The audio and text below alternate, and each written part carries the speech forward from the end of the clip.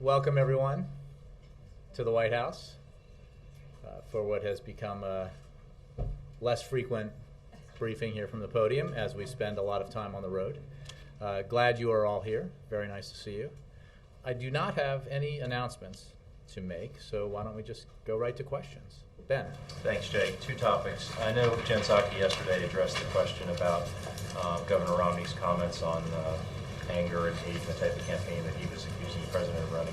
But I wanted to ask, follow up on that with you and just get your thoughts more broadly from your conversations with the president about whether he thinks the tone of the debate is the right one, whether it's befitting a race for the White House and it's helpful to voters.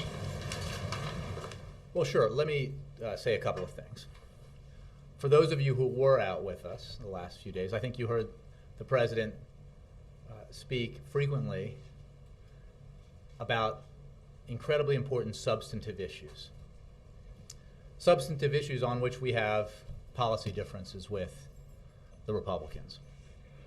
We talked about drought relief and the need for Congress to take action on a comprehensive long-term farm bill, something that Republicans have blocked.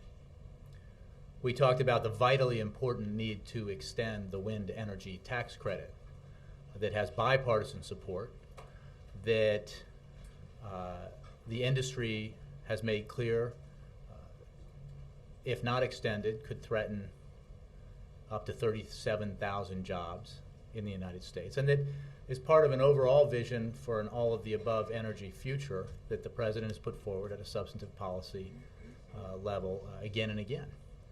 And thirdly, he spoke about Medicare and competing visions on a policy and a program that affects tens of millions of American seniors. That's what the president talked about these past few days. I took this question in a different way yesterday, and I noted that having covered a number of presidential campaigns myself and other campaigns, that there is often a point at which one side begins to distract attention from the policy debates by suggesting, sometimes without foundation, that there's another story that you all ought to pay attention to. And that is invariably because that side is losing the policy debates. We are focused on, the president is focused on, the issues that matter to the American economy and the American people. I think Medicare is a perfect example. What we have seen since late last week, early this week, when the ticket was for the other side was filled out, was this initial announcement that there was a desire for a substantive policy debate, and once that substantive policy debate focused on the critical issue of Medicare, there's been obviously a desire on the other side to change the subject. Let's talk about Medicare as well. Mm-hmm. Well, I mean, I think that Medicare is a very important issue. The president thinks it's a very important issue. The president's Affordable Care Act, according to the AARP, an independent voice that seniors value and take seriously, strengthens and protects Medicare. According to the AARP, the Republican plan, the Ryan plan, the Romney plan, undermines Medicare. We think that's incredibly important.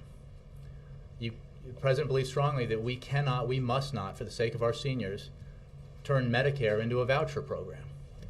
Because the Congressional Budget Office has said that if you do that, seniors on average will see costs rise by $6,400 per year. Not the right policy. Those are the kinds of issues that the president is out there talking about. And that's what this campaign ultimately is about and will be about. And there are always going to be distractions, and both inadvertent and deliberate. But in the end, the American people are focused on the economic issues principally that affect their daily lives, and that's what this president's talking about. Thanks. The other topic I want to ask you about that's not getting as much attention in campaign season is the violence in Afghanistan. A Black Hawk was shot down today. 7 American troops, 4 Afghans killed. We've seen more cases recently of Afghan troops firing on American servicemen. More than 220 Americans have been killed this year in Afghanistan. Does any of this give the president concern about the stability of the Afghan government, of the country there? And does it affect his thoughts about the American presence, even though the war is winding down, troops will still be there for another 2 years? Does it affect his thinking about our posture there? Well, let me start with the helicopter. ISAF did announce that an ISAF helicopter crashed today in southern Afghanistan, killing 7 American service members, 3 Afghan security forces, and 1 Afghan civilian interpreter. Based on my information, as of this time, the cause of that crash is still under investigation. But of course, our thoughts and prayers are with those American and Afghan families who lost loved ones in that incident. More broadly, on the matter that of what's called green on blue incidents, there's no question that these incidents are deeply concerning, and our hearts go out to the families and friends of those who have lost loved ones in those incidents. You've heard General Dempsey and Secretary Panetta speak in some detail this week about the steps ISAF is taking in Afghanistan to ensure our military service members are as safe as possible, and ISAF is continuously assessing and refining procedures and force protection so that we can both meet mission requirements and ensure the safety of our forces. As I have also said, Ben, it's important to remember that, well, first of all, that our relationship with our Afghan partners is strong, and that every day our forces fight alongside Afghan forces. There are now about 350,000 Afghan forces, and we partner with those Afghan forces on 90% of operations. And while whenever there's a so-called green on blue incident, it is concerning, and the fact that there have been the number of incidents that you mentioned is deeply concerning. It is also important to put it in perspective. And then more broadly, the president's policy in Afghanistan was, after his review, predicated on the principle that our principal goal for being there is to go after Al-Qaeda, to eliminate Al-Qaeda, and those who threaten the United States from the AFPAC region. In the service of that overarching goal, we have helped build up Afghan security forces, helped stabilize portions of the country, and we are in the process of drawing down our forces as we turn over more and more responsibility to Afghan security forces. Let me get to some others first, Goyle. Yeah, thanks. Reuters? Yes, thanks. I wanted to ask you about the situation in Lebanon where there's been violence, more insecurity that's seen as a spillover from Syria.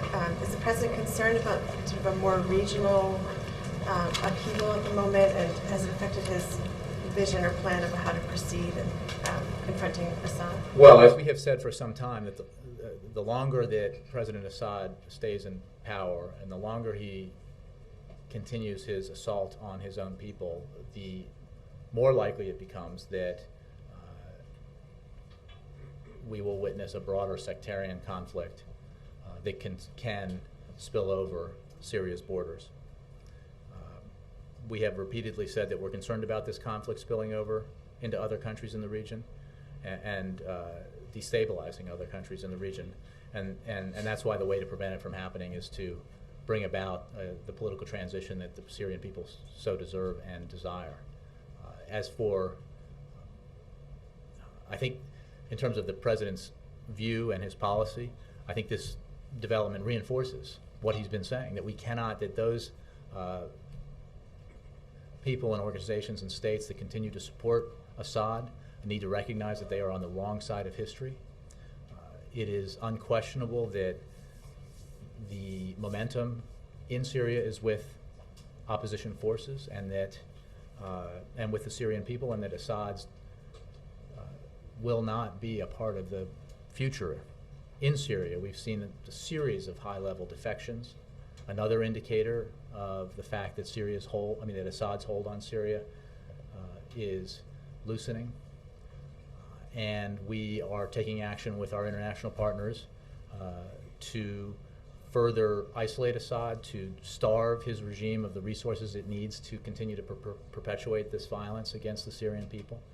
And at the same time, we are providing substantial humanitarian aid to the Syrian people, as well as non-lethal assistance to the opposition. Nancy, and then Jake. Jake, going back to the anger and hate accusation for a moment, when we asked the Romney campaign why he would make that charge, they cited not so much the things that the president has said on the stump, but things that have happened by the campaign and from the White House, things like you and the campaign refusing to condemn this outside ad about the steelworker's wife and the connection to Mitt Romney. The fact that someone on the campaign suggested that Mitt Romney might be a felon for the way that he ran Bain Capital, and also the vice president's chains comment. Are you ready to condemn any of those things? First of all, let's go back to the obvious attempt to distract attention by focusing so much of your attention on an ad that never ran, as I understand it. It did end up running. Again, inadvertently, according to a press report and a station error. That stands in stark contrast to an advertising campaign behind which there is millions of dollars endorsed by and paid for by the Romney campaign that is built entirely on a fiction about the president's policy, and that's his policy on the work requirement necessary in welfare reform. You know it, everybody in this room knows it, every outside expert on this issue has declared that the advertising campaign on welfare reform is false. Just false, factually false. And yet there's all this attention on an outside ad that, again, has barely run. I think that you know that there are plenty of third-party ads out there that that are in support of Governor Romney that allege certain things that are ridiculous, including suggesting that the president is not an American citizen. What this president is doing is focusing on the issues that matter to the American people, okay? What do you say to Republicans who say that the vice president's comments about putting people back in chains is an example of why he should be replaced on the ticket? Well, I'd say a couple of things. One is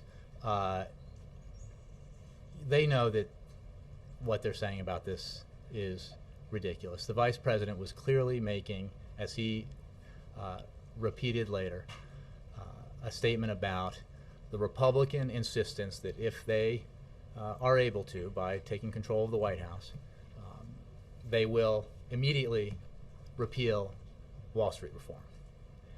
Wall Street reform that was put in place and fought for by this president because we cannot afford to have happen what happened in the financial sector to this country just a few short years ago. We need to make it impossible for the taxpayers to be holding the bag when big institutions fail, if they fail.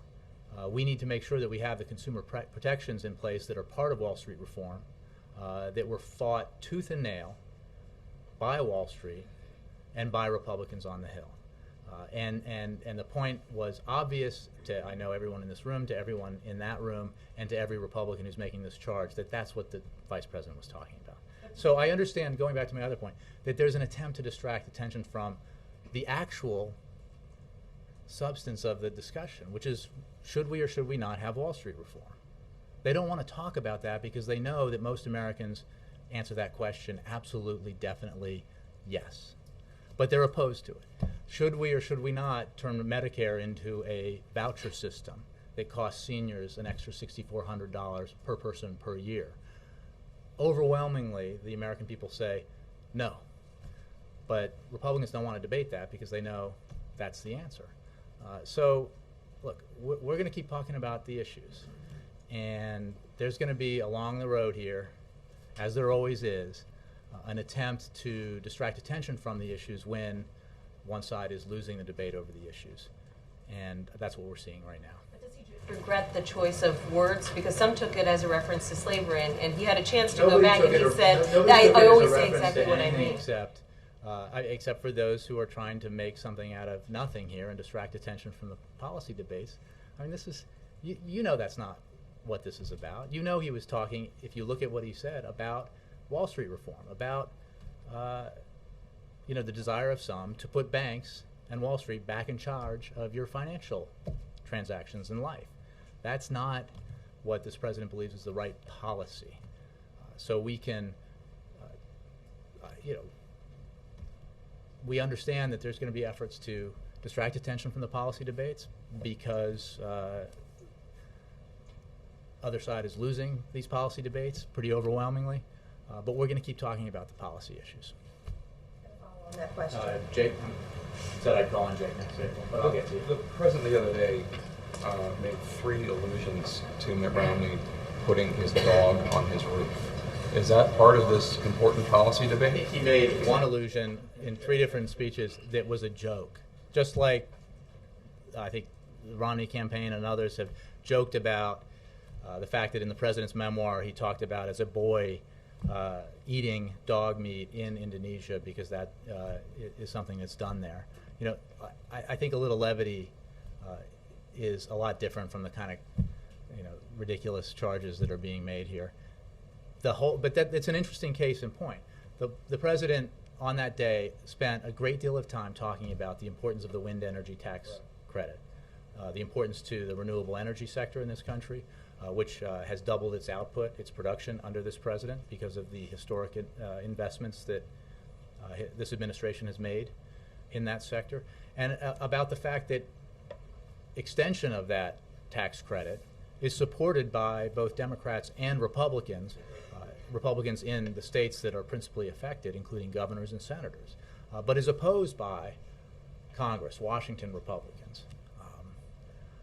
That's an issue that affects the jobs and livelihood of up to 7,000 people in Iowa. It affects the jobs and livelihood of up to 37,000 people around the country, in an industry that employs roughly 75,000 people in this country, and it's an industry that has been growing and will continue to grow if we make the kinds of wise investments that will ensure that as we move forward in this century, we rely less and less on foreign imports of energy and more on American energy. And that is a substantive policy issue. And like one joke as an aside should not become the focus of the campaign or the coverage of the campaign. I understand that Republicans don't want to talk about the wind energy tax credit. You guys are so naive as to think that the president talking about Mitt Romney putting his dog on his roof isn't going to elevate that and become what Chuck Todd might refer to as cable catnip, and that will step on the president's own message on wind energy. I don't think especially considering it was obviously in his prepared remarks. Well, let me make clear that the president's message that day was on wind energy. It was not on a joke, and maybe I am naive to think that a one-line joke about a dog would not then become the principal focus of the coverage of the president for the day. I know it wasn't in Iowa the principal focus of the coverage. The focus was on the importance of the wind energy tax credit. But I take your point, and I'll be less naive in the future. All right, I appreciate that. Can we talk about Medicare for a second? Please. Does the president believe that Medicare is on a sustainable path right now? The president believes that, and knows, and others have judged it so, that the Affordable Care Act that he fought hard for and that Congress passed and he signed into law extends the life of, no, wait, I'll answer your question more fully, extends the life of Medicare by 8 years, the solvency of Medicare by 8 years. He knows that, as outside experts have made clear, if the Affordable Care Act is repealed, as Republican leaders, the Republican nominee, have ardently expressed their desire to do, Medicare's insolvency will come 8 years sooner. That's an irrefutable fact. He knows that, as he said in the discussions and debates and the proposals about the steps we need to take to get our fiscal house in order through a balanced approach to reducing our deficit, that we need to make additional reforms that protect beneficiaries but ensure that Medicare remains in place as Medicare, Right. not a voucher system, for future generations. Okay. So, So the fact is, he has, through his actions, that, despite great resistance from the Republicans, extended the life of Medicare. but he knows And that is much com- more needs to be Well, done to keep it there's sustainable. no question that, So- that we have serious fiscal challenges that we need to address, and we need to address them in a balanced way. We Right. don't need to do it in a way. I mean, one of the marvels of the marvelous, exciting Ryan budget is that, despite claims to deficit hawkishness, is that that budget makes no claims to balancing deficits or eliminating deficits until something like 30 years from now, because it's so preoccupied with giving and dominated by giving tax cuts to wealthy Americans. So about a year ago, when the grand bargain talks were going on, I believe right before they fell apart, the president came into this room, and I asked him what was one thing he was willing to concede on Medicare in all this negotiation, and he said that he wouldn't talk about the retirement age, he wouldn't touch it, but he did talk about how maybe further means testing would be something that he'd be willing to consider. But since then, we haven't really seen any serious proposal to help the sustainability of Medicare. And say what you will about the Ryan plan, it does look forward. It is a plan, or the Romney plan. There is an outline there for trying to change the system to preserve it. Again, I understand you disagree with that. Mm-hmm. Where is the president's plan? Well, I think the president, at what he said to you in this briefing room, remains true today, and it's reflected in the budget proposal he put forward, both for the supercommittee and again this year, has additional reforms and savings from out of federal health care spending. But what it does not do is attempt to get our fiscal house in order by placing the entire burden on seniors and families with disabled children or other low-income Americans who depend on these health care programs, literally in some cases for their survival. That's just not, and you know what, the thing is, we don't have to do that. The president's plan, other balanced plans that have been put forward demonstrate that you do not have to do that. You do not have to voucherize Medicare, basically eliminate Medicare and turn it into a voucher system, if you're willing to, on the other side, make some compromises on the principle that everyone ought to pay their fair share, that we need revenue to be part of the package when we address our fiscal challenge. It's a complete inside baseball, inside the beltway conversation, but I am constantly amazed at the willingness of Republicans who in one breath will say absolutely no revenue, absolutely no defense cuts. In fact, I want defense increases, but I love the Simpson-Bowles plan. And you know, because you know what's in the Simpson-Bowles plan, that they don't know what they're talking about. Maybe they haven't read it. Maybe they've deliberately, put their fingers in their ears when there are reports on it. But the Simpson-Bowles plan has more tax revenue than what the president called for, has far deeper defense cuts than what the president has called for. But it has similar discretionary cuts that the president has already signed into law and pledged. So, there has to be, and I'll end here. I know I'm testing your patience, but there has to be some. You can't blithely say, as Governor Romney has, and Lindsey Graham and others, my plan, says Romney, is very similar to Simpson-Bowles. Well, I think Erskine-Bowles made clear that that's laughable. It's simply not, because if you stand up on stage and say, I won't ask the wealthiest, I won't ask for $1 of revenue for every $10 in spending cuts, you don't know what you're talking about when you say your plan is very similar to Simpson-Bowles. Yeah. The president's Medicare plan is contained within his budget. The president has put forward in his budget proposal additional savings in our health care programs, not through not by cuts in benefits, but by savings from providers and insurance companies, which is the kinds of savings he achieved in the Affordable Care Act. It's not really in But itself I'm not saying a that. solution I'm not to saying that Medicare. ends the discussion about the kinds of further challenges we face in our fiscal future. But it does achieve the $4 trillion in deficit reduction that we need, and it does achieve it in a balanced way that includes savings. No, but it achieves it in a balanced way that includes savings in healthcare reform. Savings in healthcare, which, by the way, demonstrates the approach he took during deficit reduction talks and the debt ceiling talks, which was one of a willingness to compromise and make tough choices, sometimes against the wishes of some of his fellow Democrats, because he knew that in order to achieve this, you need to do it in a bipartisan way and you needed to reach a compromise. But instead, there was an absolute refusal to accept the notion that we needed revenue. And there was a role played in the failure of those discussions, the failure of Simpson Bowles, and the failure of the grand bargain talks, by the guy who's now running for vice president. Thank you. Jake, can I follow up on that? I think I do. I'll go Kristen, Brianna. We'll go Kristen, Brianna, and then I'll move back.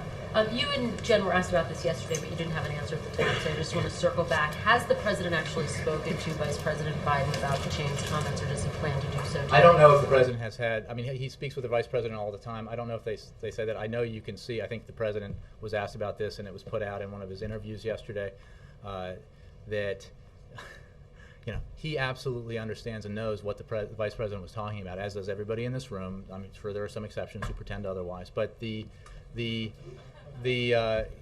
was talking about Wall Street reform, and you know what, the president is 100% with the vice president in his commitment to ensuring that Wall Street reform stays in place.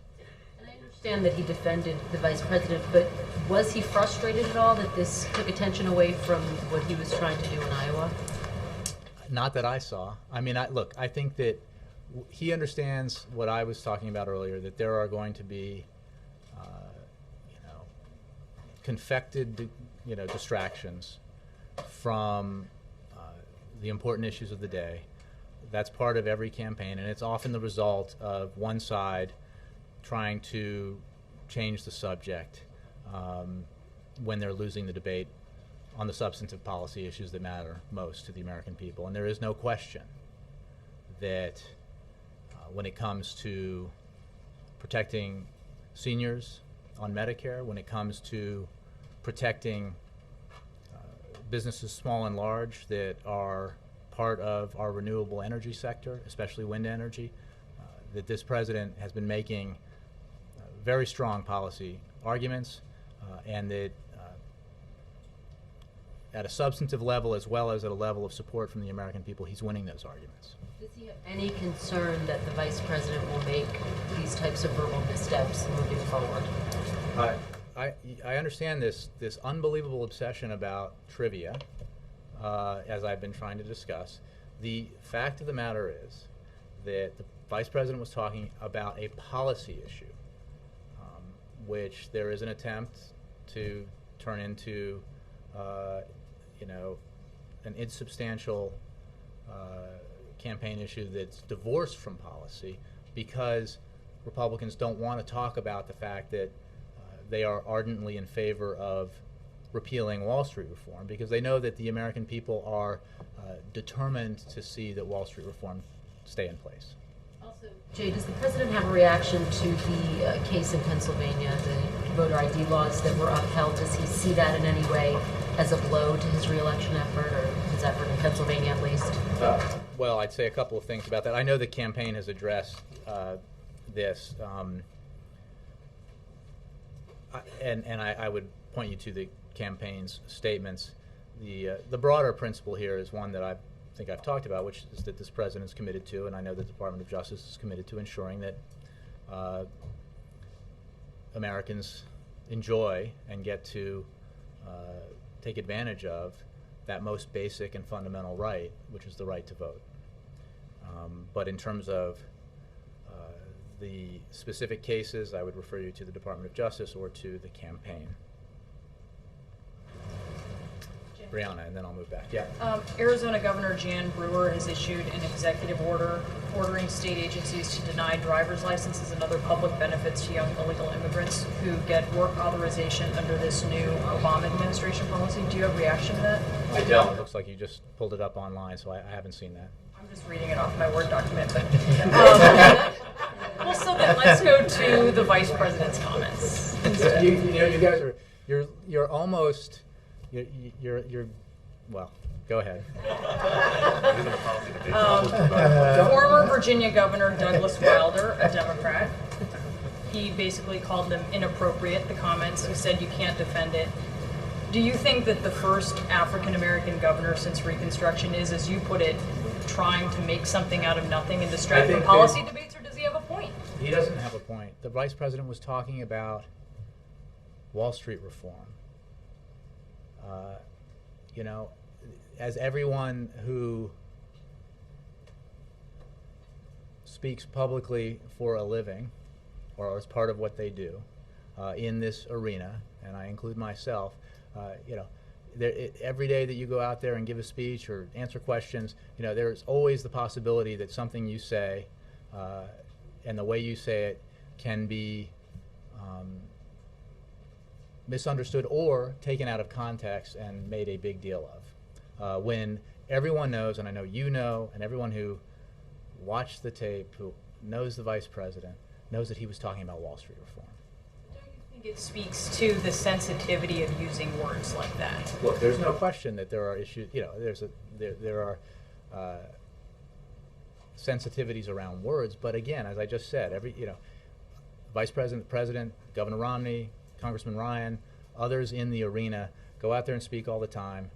They answer questions all the time, and you know, I think that it's important to acknowledge in the remarkable amount of airtime for something that is so weightless that is being devoted to this subject, that you also make clear that you know that the vice president was talking about Wall Street reform. And why Wilder would be offended by the comments. I understand that one person has expressed his opinion that he's offended by it. This isn't one person. But This is the first African-American governor since Reconstruction. The vice president's intention was clear. What he was talking about is clear. Well, It's obviously not clear. is it not clear to you? Was he not talking about Wall Street? I thought, personally, I think when you use the word chains in a crowd with many African Americans, you better be careful of what you're talking about. I think the vice president, at a later event, made clear that, you know, his word choice was off, that he had been using similar phrases, saying similar things with slightly different phrasing. But the purpose of that section of his comments was to talk about the absolute need to ensure that Wall Street reform is not repealed. And you know that that's not, like, that this is not what the campaign's about. The campaign is about, do we repeal Wall Street reform or do we continue to implement it? Do we turn Medicare into a voucher system, or do we ensure that we take steps to strengthen it and preserve it for America's seniors? Do we pass $5 trillion in tax cuts that disproportionately benefit the wealthy? Think about the size of that, $5 trillion. That's $500 billion a year. I mean, that's real money. And do we do that? And, you know, doing incredible damage to our deficits, devastating investments in education, innovation, research and development, infrastructure spending, roads, bridges, highways, schools. Or do we take a balanced approach to our fiscal challenges that, in addition to the substantial spending cuts the president has signed into law, the substantial savings he has put forward in his budget proposal, we ask millionaires and billionaires to pay a little bit more, to go back to, when it comes to the Bush tax cuts, the top marginal rate that was in place when Bill Clinton was president. And, you know, I never cease to marvel at the rhetoric about, you know, the doom and gloom that Republicans promise if this rate was reinstated, because it's eerily similar to the doom and gloom that they promised would occur in this country the first time around when the Clinton budget passed in the spring of 1993. And what we saw instead was the opposite of what was predicted and promised by Republican leaders, including the current Speaker of the House. We saw record economic growth, record expansion, and record job creation. April. Oh, Ed. No, I said Ed, then April. Sorry. Well, you will. Go ahead. On the Vice President, one short question. Not going to get. I hear exactly what you're saying. I'm not going to repeat the same stuff. But since the President has given the vote of confidence and you've defended the Vice President repeatedly, does this settle it once and for all this speculation? This is the ticket, Obama-Biden. I think. That's a yes or no? It's not Yes. And that was settled a long, long time ago. And while I have great admiration for and respect for and a long relationship with Senator John McCain, but one place I would not go for advice on vice presidential running mates is to Senator McCain. Thank you. Okay. No, on that, one question on that, and I wasn't going to belabor it, and you answered it. Thank you. On Medicare, a substantive issue. In the answers to Jake, you said at the end there you acknowledged that the president had not put all the details on the table. You acknowledged that more savings. No, I didn't say that. You said more savings I said needs that to be achieved. There's no question that as we go forward as a country, we're going to have to continue to deal with, and that includes this president and future presidents, with our fiscal challenges. But the president has put forward a budget proposal that creates $4 trillion in deficit reduction, more than $4 trillion. Does it through a balanced approach of cuts in discretionary spending, non-defense and defense, cuts in savings out of healthcare and reform program, healthcare and But Jake, programs. when he said his budget plan then is where the Medicare details are, and you said, well, that's a start, but there needs to be more. So my Well, it's question, a process where the Affordable Care Act, in addition to extending insurance to 30 million people who didn't have it, in addition to providing seniors with millions and millions of dollars in savings on their prescription drugs by closing the donut hole, in addition to allowing young Americans 26 and under to remain on their parents' health insurance, in addition to making sure that those with pre-existing conditions can get insurance, and those with and that Americans who develop an illness can't be thrown off their insurance policies. In addition to all that, it extends the life of Medicare by an additional 8 years. And this is obviously a project that we have to continue to address. There are additional savings put forward in the president's budget, and I'm certainly accepting the supposition that we will, as a country, continue to need to address our fiscal challenges and the growth of spending in our federal health care programs. What we cannot do is eliminate Medicare. What we cannot do is turn Medicare into a voucher system and basically tell seniors, you know what, the way we're going to deal with this problem is not find savings within the system, not reduce the cost of health care, but just basically shift it to you. so So that your elderly relatives are going to have to would have to pay, or you, when you get old, would have to pay $6,400 extra per year for your health care. There are a lot of seniors out there who will not be able to afford that. my question is, Ryan has put his details out there. You're hitting them. When does the president put his details out, those extra details, before the election or after the election? Right. Look, the president. We still have to continue to confront our fiscal challenges. What's on the table now? I don't think An extra 8 years to Medicare only kicks it down 8 more years. Everyone acknowledges you got to do more. But I think you need to focus a little more attention on what's in the Ryan budget proposal. Again, does not even. So that is the counter to that, I guess. The president's is it budget. it's the budget? That's all his All Medicare. Ryan's put forward a proposal that I think claims to achieve something like $5 trillion in deficit reduction, I believe it is. And the president puts forward a proposal that achieves over $4 trillion. The Romney-Ryan plan, if you will, has to cut drastically discretionary spending, investments in education, innovation, infrastructure, Department of Transportation, everything that people think of as federal investments dramatically. And it also has to turn Medicare into a voucher program in order largely to pay for not reducing our deficit, not building the economic foundation of this country, but to give tax cuts. Now, I understand that they believe in their hearts that that's good for the economy, that, as the president says, that the fairy dust will be sprinkled across the country and everyone will benefit.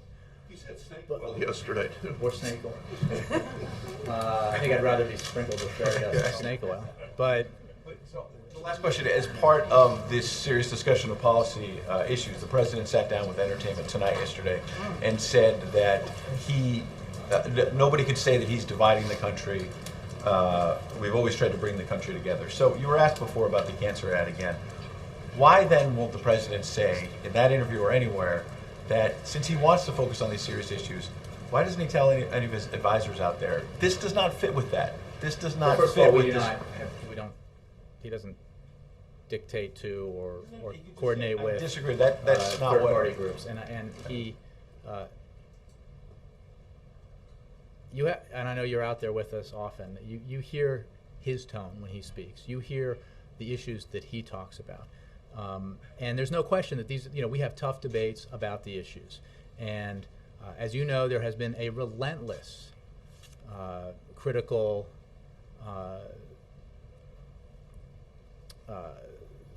evaluation by the Republican side of the president's record, of his proposals, paid for in hundreds of millions of dollars of advertising over the past several years, and specifically by the Romney campaign. And on the issues, the president is obviously going to engage and has engaged, and because he thinks the stakes are so very high for the American people.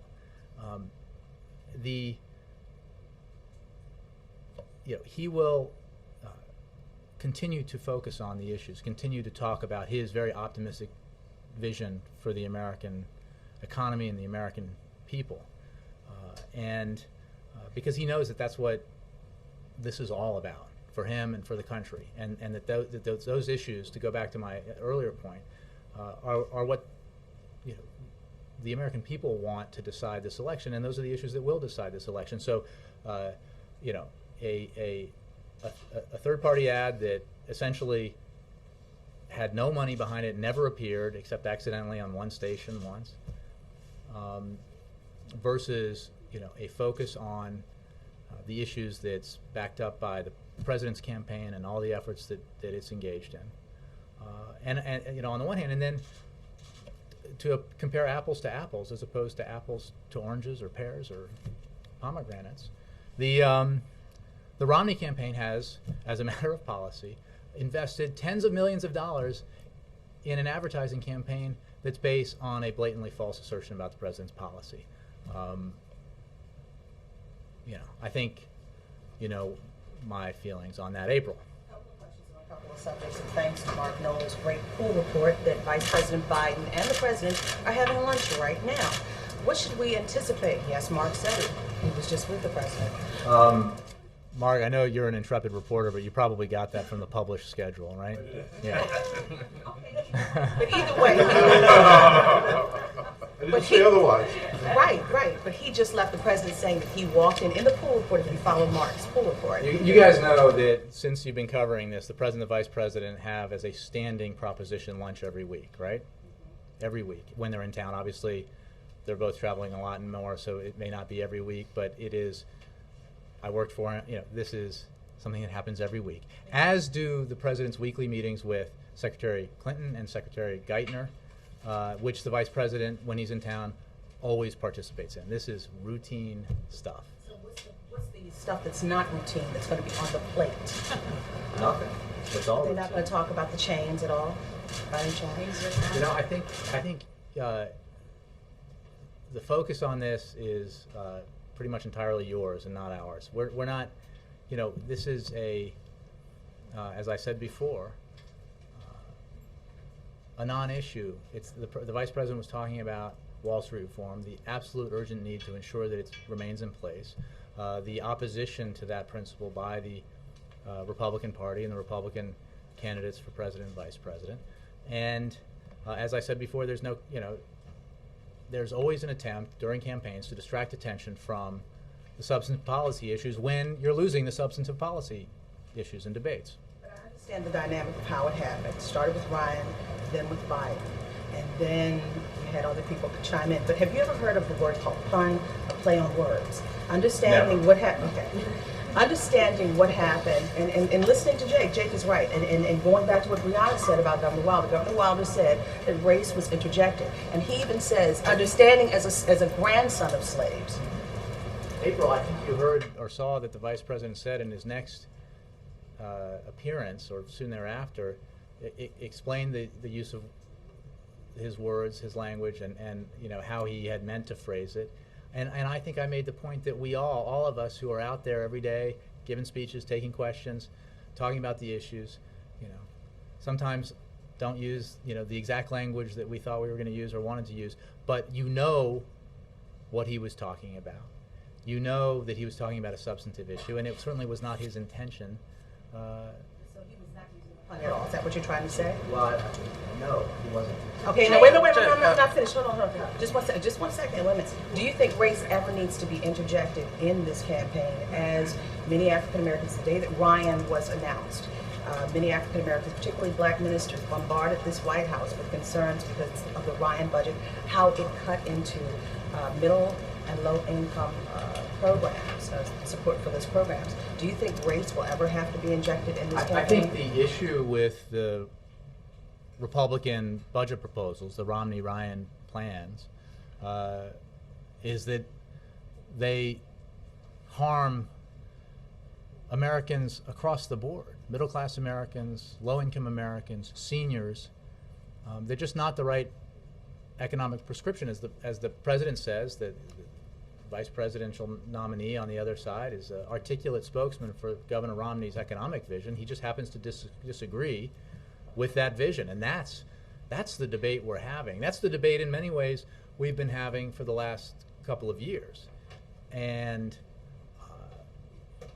the president looks forward to continuing to talk about why we cannot afford as a country a $5 trillion tax cut. We cannot afford as a country the decimation of our investments in education and innovation and infrastructure. We can't attempt to get our fiscal house in order by asking seniors to accept vouchers instead of Medicare and to shoulder the burden of an extra, on average, $6,400 per year in costs for their health care. That's just not the right economic policy vision this president believes for this country. Governor Romney just held a news conference, and you may want to respond to this. Using a whiteboard, he sketched out the difference between his Medicare and Congressman Ryan's Medicare plan and the president's. And one of the points he makes is that under President Obama's approach, those approaching retirement, 55 and over, would indeed see changes, and under his plan they would not. Would you remind us whether the president would change benefits of the plan of Social Security for those who are 55 and over? I'm sorry, you mean Medicare? Excuse me, Medicare. The president's plan protects benefits. The AARP has said, let's be clear, has said that the president's Affordable Care Act strengthens and protects Medicare benefits and beneficiaries. The Ryan budget, the Romney-Ryan proposal, which, by the way, I didn't see this press conference, but just because it's constantly unclear every day, the answer to this question, the Governor Romney said, actually, Paul, this is in an interview, I believe, last night in Wisconsin, Romney, actually, Paul Ryan and my plan for Medicare, I think, is the same. It's probably close to identical. So we know what that plan is. I mean, we've been debating it. It's been passed the House. It voucherizes Medicare. It shifts costs to seniors. The president's plan does none of that. The president's plan extends the life of Medicare. It has already bequeathed millions of dollars in savings to seniors by closing the donut hole. It has given millions of seniors the opportunity for free preventive services like mammograms and cancer screenings. This is just a different vision. And this is exactly what we want to be talking about. These are the substantive issues that will be decided for this country and that will have huge impact on this country and on America's seniors and others for years to come. Is he correct that those I haven't 55 seen, and over I think the under answer the is Obama plan would have a change in their Medicare benefits? I don't know what change you're talking about. The president protects Medicare beneficiaries and Medicare benefits. He has the savings he achieved through the Affordable Care Act have extended the life of the Medicare program by 8 years, and they come not from Medicare beneficiaries, not from benefits, but from providers and insurance companies through savings and waste and fraud. This is a very important debate, and the president looks forward to engaging in it. Hey, Jay, one other thing from that press conference. Romney said he's never paid... We should have had it up here so I could... No, you probably want to respond. He's never paid less than 13% of the income tax over the past 15 years. Eddie Graham. I don't have a reaction. I think my statement to that would simply be that this president believes that the tradition of for presidential candidates to put forward multiple years of their tax returns is a useful and valuable one, not always a comfortable one, but one that he has certainly abided by, and he thinks is one that the American people believe is right and expect their candidates to abide by. Yes. Does the new immigration order potentially leave all these young people in a state of limbo because it doesn't confer legal status? And then also, following up on Brianna's question earlier about Governor Brewer, since the governor issued this executive order last night, and it would basically be denying driver's licenses to these same people who are applying. It's obviously very hard to get to work if you don't have a driver's license. So is there concern about how some states are trying to skirt this rule? I simply, and I appreciate that it was last night and that Brianna didn't just call it up on her screen. But I have not seen it, and I simply don't know enough about it to give you a comment on it. The answer to your first question is yes. This is not a long-term solution. The president believes, and fought hard for the DREAM Act, and believes that Congress ought to pass it. And the administrative action taken by this administration, led by DHS, is to make sure that we're using prosecutorial discretion in a way that focuses our resources on criminals and not on so-called DREAM Act kids who, as the president said, arrived in this country when they were very young, grew up in the United States, consider themselves Americans, who are or can contribute mightily to this country. I would imagine that the president would not be pleased seeing what Governor Brewer. Again, I just hesitate to offer an assessment since I have not seen that story. Are you any surprised on the turnout? We're seeing so many people around the country coming out applying for this. Is the administration surprised by this number? I don't know how to judge that because I'm not sure what numbers were expected. Thank you. Thank you very much, guys. Counsel Jay, have you thought about that? I made a statement about it yesterday. The president was informed about it by his Homeland Security advisor, John Brennan, he was very concerned about the victim, the person who was shot, and made clear to me, and I conveyed this to the pool, that he firmly believes that violence of that kind has no place in our society, and this goes to the greater discussion we've had about violence in America and the need to tackle it on multiple fronts. Hate crime or an act of Those kinds of determinations are made by the FBI, and I know the FBI is part of this investigation. Thank you.